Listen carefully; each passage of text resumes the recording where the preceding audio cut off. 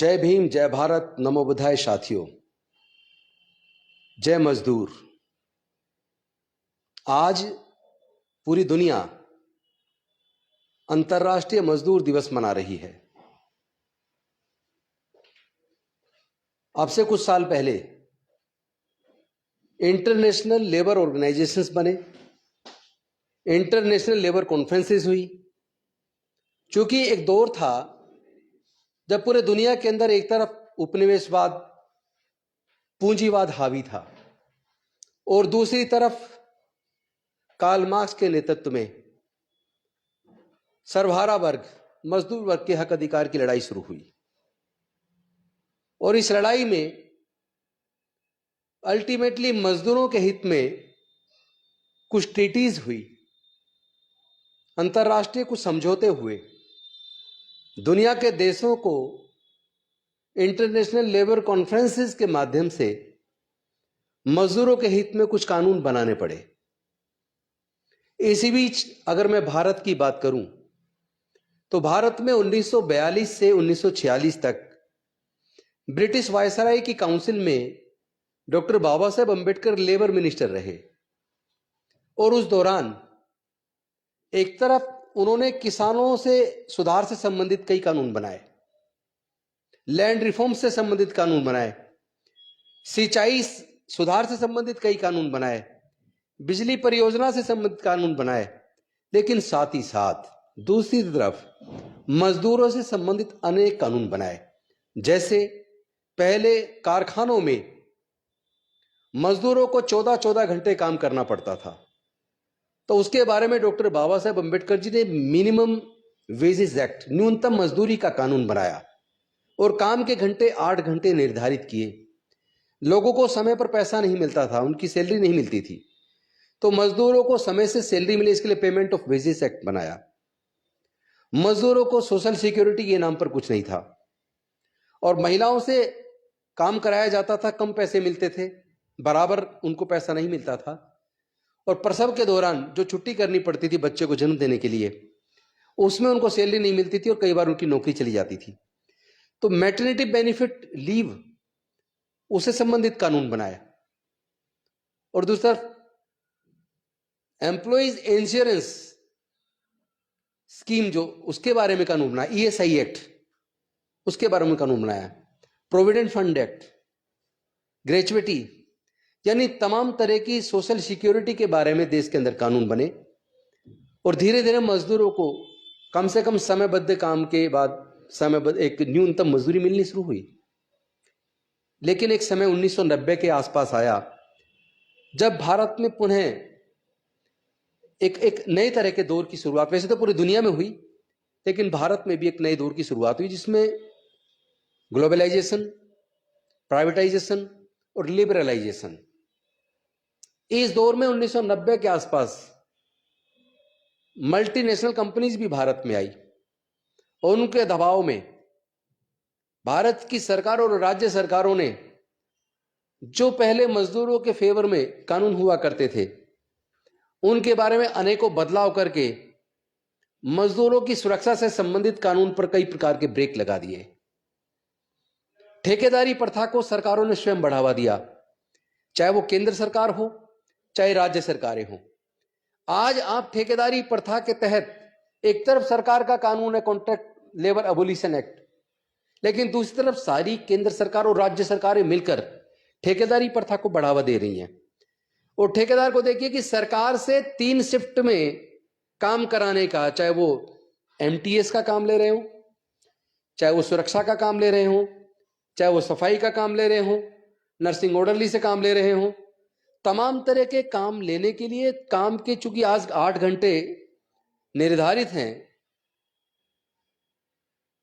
तो वो 8 घंटे के हिसाब से एक दिन में 3 शिफ्ट बैठती हैं।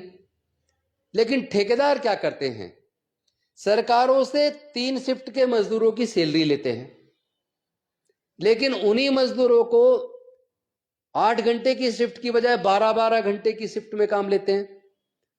तो अगर एक शिफ्ट में किसी एक जगह पर सपोज करो 100 सफाई कर्मचारी या 100 नर्सिंग ऑर्डरली या 100 चौकीदार जो सिक्योरिटी का काम देख रहे हैं, अगर मान लो 100 लोग तीनों जगह काम 8 घंटे करते हैं, तो 300 लोग काम कर रहे हैं एक शिफ्ट में।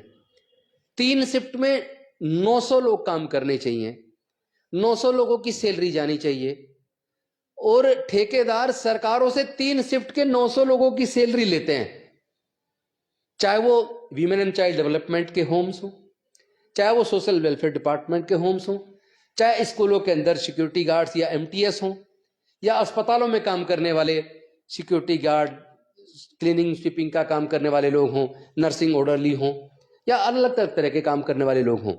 वहां भी 3 शिफ्ट में काम करने के लिए अगर एक शिफ्ट में 300 लोग चाहिए तो 900 लोग काम करने चाहिए। 900 लोगों की ठेकेदार सैलरी ले रहे हैं सरकारों से, लेकिन वो इन मजदूरों से 12-12 घंटे का काम कराकर 2 शिफ्ट में काम करा रहे हैं, यानी 300 लोगों से एक शिफ्ट में और 300 लोगों से एक शिफ्ट में, और 300 लोगों की फ्री में सैलरी ले रहे हैं। तो एक तरफ 300 लोगों की फ्री में सैलरी ले रहे हैं ठेकेदार लोग, और दूसरी तरफ मजदूरों का इतना ज्यादा शोषण हो रहा है, सिक्योरिटी गार्ड्स का इतना ज्यादा शोषण हो रहा है, नर्सिंग ऑर्डरली का इतना ज्यादा शोषण हो रहा है। तमाम तरह के जितने ठेकेदारी प्रथा के तहत नौकरियां हैं, उसमें अगर न्यूनतम मजदूरी सपोज करो 16,600 कुछ रुपए है, तो 16,600 कुछ रुपए में से मजदूर को 8,000, 9,000, 10,000 रुपया केवल मिलता है। दिखाने को तो अकाउंट में उसका पूरा पैसा जाता है, लेकिन उसके बाद वो पैसा विड्रॉ होता है। उनके एटीएम कार्ड्स ठेकेदारों के पास होते हैं। यहां तक देखने में आया कि कई बार तो मजदूर को यही नहीं पता होता किस बैंक में उसका अकाउंट है। अकाउंट भी ठेकेदार खुलवाते हैं, पासबुक भी ठेकेदार रखते हैं, उनके एटीएम कार्ड भी ठेकेदार रखते हैं, और उनकी सैलरी विड्रॉ करके उनको 8,000, 7,000, 9,000, 10,000 वो ठेकेदार को देते हैं। बाकी का पैसा ठेकेदार अपने पास रख लेते हैं। यानी 5,000 से लेकर 8,000 तक प्रत्येक एम्प्लॉई, प्रत्येक मजदूर 8,000 रुपए, तो 5,000 से लेकर 8,000 तक ये ठेकेदार लोग रख लेते हैं। और मजदूर को या इन तरह की जो एनओ का काम कर रहे हैं, सिक्योरिटी का गार्ड का काम कर रहे हैं, नर्सिंग ऑर्डरली का काम कर रहे हैं, या एमटीएस का जो काम देख रहे हैं, उनको लेके 7,000 से उनको 10-12,000 तक सैलरी मिल रही है। बाकी का पूरा हिस्सा वो खा रहे हैं, अफसर साइज में मिली हुई है। मैं आप सबसे पूछना चाहता हूं, आखिर ये सरकारें जो आज के दिन 1 मई को मजदूर दिवस मना रही हैं, सारे नेता अपने फेसबुक ट्विटर से मजदूर दिवस की शुभकामनाएं दे रहे हैं, तो भाई ये झूठी शुभकामनाएं क्यों दे रहे हो आप? आपके अधिकार क्षेत्र में आप ठेकेदारी प्रथा को खत्म क्यों नहीं करते? आखिर ठेकेदारी प्रथा को क्यों जारी रखना चाहते हैं? क्या आप उसमें कमीशन लेते हैं? क्या मजदूरों के हक के पैसे में बंदरबाट होती है ठेकेदारों के और अफसरशाही के बीच में? अगर नहीं होती तो फिर आप इसमें सुधार क्यों नहीं कर रहे हैं? और एक और चीज मैं आपको बताना चाहता हूं, एक तरह की चोरी और हो रही है, जिस तरह का मैंने देखा है कई बार, कि जो उनका ईएसआई का जो पैसा कटता है, सरकार भी उसमें अपना शेयर देती है, पीएफ का शेयर कटता है, सरकार भी उसमें अपना हिस्सा देती है। वो अकाउंट, उनका पीएफ के अकाउंट में उनके ईएसआई का पैसा वो जमा ही नहीं करता ठेकेदार, फर्जी रिकॉर्ड दिखा देता हम जमा कर रहे हैं और वो पैसा पूरा चुरा रहा है। तो सरकारों के नाक के नीचे ये चोरी क्यों? अफसरशाही के नाक के नीचे ये चोरी क्यों? इसको कौन रोकेगा? ये जो मजदूरों का लगातार शोषण हो रहा है पूरे देश में, इसको कौन रोकेगा? मुझे लगता है कि फिर एक आंदोलन चलाना पड़ेगा। जिस तरह एक तरफ आजादी की लड़ाई का आंदोलन चला था, उसी तरह मजदूरों के हक अधिकार के लिए और उनको न्याय मिले, उनको 8 घंटे से ज्यादा अगर टाइम काम लिया जाए तो उसको ओवर टाइम मिले जो नहीं देते, यह सुनिश्चित होना चाहिए। अफसरों के घर पे जो लोग काम कर रहे हैं उनकी पोस्टिंग कहीं और है, और वो 12-12, 14-14 घंटे काम कर रहे हैं। मैं पूछना चाहता हूं, ओवर टाइम जो मिलना चाहिए वो क्यों नहीं मिल रहा है? न्यूनतम मजदूरी जो मिलनी चाहिए क्यों नहीं मिल रही है? जो प्रोविडेंट फंड का, ईएसआई का जो बेनिफिट मिलना चाहिए वो क्यों नहीं मिल रहा है? लेकिन साथ ही मैं निवेदन करूंगा कि सभी ठेकेदारी जैसे नहीं है, एक्सेप्शन भी हैं। कुछ 5% ऐसे भी ठेकेदार हैं 95% चोरी कर रहे हैं उनके हक की, मजदूरों के हक की, लेकिन 5% शायद न्याय भी कर रहे हैं।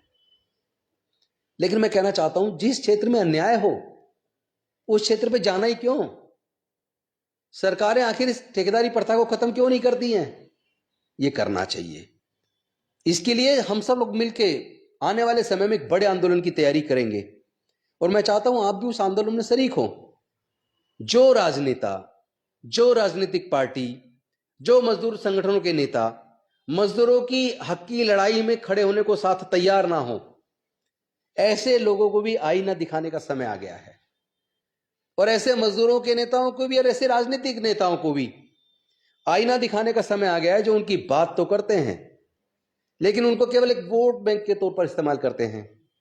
जब समय आता तो उनको हक नहीं देते। कई बार कई मंत्रियों के साथ, कई इंडस्ट्री के लोगों के साथ, कई अधिकारियों के साथ कई बार बात हुई। वो कहते हैं कि ये जो मजदूर है काम नहीं करते, जब इनको पक्की नौकरी पर रखते हैं तो ये काम नहीं करते, काम चोर होते हैं। ऐसा नहीं है साथियों। जब ठेकेदारी प्रथा नहीं आई थी तो क्या देश में काम नहीं होता था? जो पियोन की नौकरी करते थे, जो 4th क्लास के एम्प्लॉय होते थे, क्या वो सरकार में काम नहीं करते थे? ऐसा नहीं है कि वो काम नहीं करते। फिर दूसरी बात, जब आप नौकरी पे लगाते तो उसमें शर्तें होती हैं। जो काम नहीं करेगा, काम चोरी करेगा, तो उसके खिलाफ कानून के तहत कार्रवाई कीजिए। ये काम चोरी का बहाना बनाकर पूरे इस 4th क्लास एम्प्लॉयमेंट को ठेके पे देना और उनका फिर शोषण करना, ये तो जायज नहीं है। जो मंत्री, जो अफसर, जो इंडस्ट्रियलिस्ट जो ये बात कहते हैं कि ये कामचोर होते हैं, इनको ठेके पे ही रखना चाहिए, वो बेसिकली उनके शोषण करने में शामिल है। आप कानून का सहारा लीजिए ना, लेकिन न्याय तो दीजिए। आप खुद को तो न्याय चाहिए, दूसरे को देने को तैयार नहीं हो।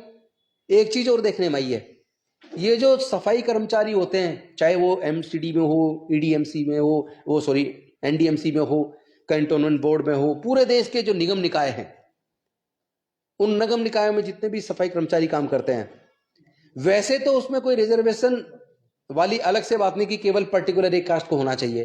कोई भी मजदूर का काम कोई कर सकता है, सफाई कर्मचारी का काम कोई भी कर सकता है।